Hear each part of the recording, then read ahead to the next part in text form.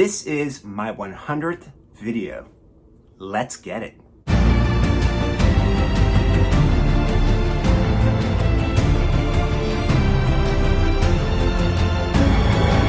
Hi, I'm Lenny, and in this video, I'm going to be discussing the film Ferris Bueller's Day Off, which was released in 1986. It's rated PG-13, and it has the runtime of 1 hour and 43 minutes.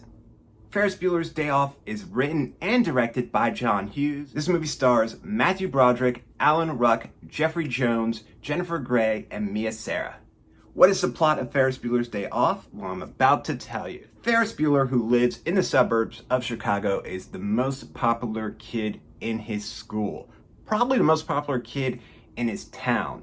The girls love him, the guys want to be him. He has great parents, comes from a wealthy family, has a loyal best friend, a beautiful girlfriend, and all the popularity in the world. There's probably only two people that don't like Ferris. One of those two people is Jeannie, who is Ferris's younger sister. She's a junior, she's 1 year behind Ferris. She has spent her whole life basically watching her brother get almost everything that he wants. He's super charming, very intelligent, he knows how to get what he wants, so he's always pulling one over on his parents. Our other individual would be Edward R. Rooney, who is the dean of students at the high school, and he has seen Ferris have his way through the last 4 years, and he would love nothing more than to catch Mr. Ferris Bueller in the act, to make him an example. Ferris Bueller has already had 9 sick days in this semester. It's May, he's a senior, he's definitely got senioritis, and Ed wants to catch him in the act and make Ferris repeat his senior year.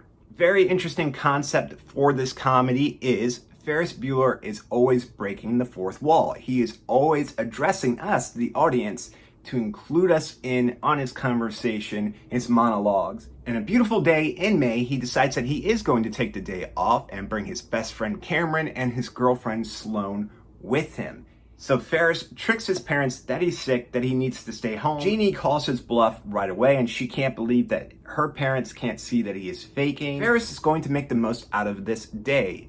Both him and Cameron are seniors, and they're going to be going off to different schools. Sloane is a junior, which means she's going to be going into her senior year. So how much will they be together? This day is very important to Ferris to make it the best that he can. Ferris convinces Cameron to take out his father's 1956 Ferrari 250 GT. And they're going to use this car to take it into the city of Chicago. During the day, they had many adventures, including going to Sears Tower, checking out the stock exchange, going to a fancy restaurant for lunch, and lying that Mr. Ferris Bueller is Abe Froman, the sausage king of Chicago. Going to a Chicago's Cubs game, Mr. Ferris Bueller performs 2 songs on a float within a parade in downtown Chicago, and going to the art museum. With this perfect day in tow, or basically perfect day, everything is going well for Ferris. And as long as he can get home before his mother and father come home from work, he is golden. And he's about to make it. And then Ferris is looking for the back door key. He can't find it. And Mr. Rooney asks if he's looking for this. But something magical happens here.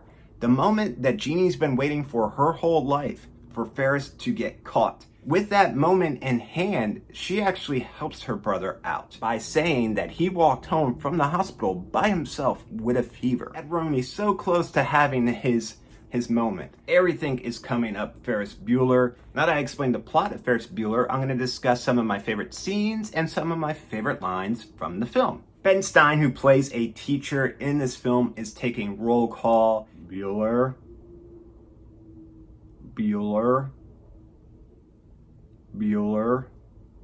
Cameron, who's debating whether or not he is going to go and meet up with Ferris, is sitting in his car and having a conversation with himself. He'll keep calling me. You know what? This is ridiculous. I'll go. Cameron has to act like Sloane's father while on the phone when he's speaking to Ed Rooney to get Sloane out of school. Pardon my French, but you're an asshole. Asshole! While looking for Ferris Bueller, Ed Rooney goes to a popular pizzeria and he approaches the counter and the Cubs game is on the television. This is the same Cubs game that Ferris and his crew are at. Ed Rooney asks the gentleman behind the counter, "What's the score?" "Nothing, nothing." "Who's winning?" "The Bears." Jeannie gets on the house intercom and she wants to let the intruder know, "I'd also like to add I have my father's gun and a scorching case of herpes." When Ferris decides to leave the car in a parking garage and to leave the keys with the parking attendant, he asks the gentleman, "Do you speak English? What country do you think this is? I heard that you were feeling ill, headaches, fever, and a chill. I came to help restore your pluck because I'm the nurse who likes to..." Charlie Sheen in a police station because of drugs. Ferris Bueller probably has the most famous trampoline jump in cinematic history. There's this little old lady behind the wheel of the car and she is swerving all over the place, and it's because she can't see. She's got this old school beehive hairdo, but she can't even see past the steering wheel. She can only see like through the part of the steering wheel. At the end of his already shitty day, Ed Rooney has to ride the school bus. "Gummy bear? They've been in my pocket all day, so they're really warm and soft." Once all the credits have rolled and the film is over, Ferris pops back out and asks us, why are we still there? Why didn't we go home yet? This famous scene is parodied in the Deadpool movie. If I was to rate Ferris Bueller on the scale of 1 to 10, with 10 being the absolute best score, I would give Ferris Bueller's Day Off a 9.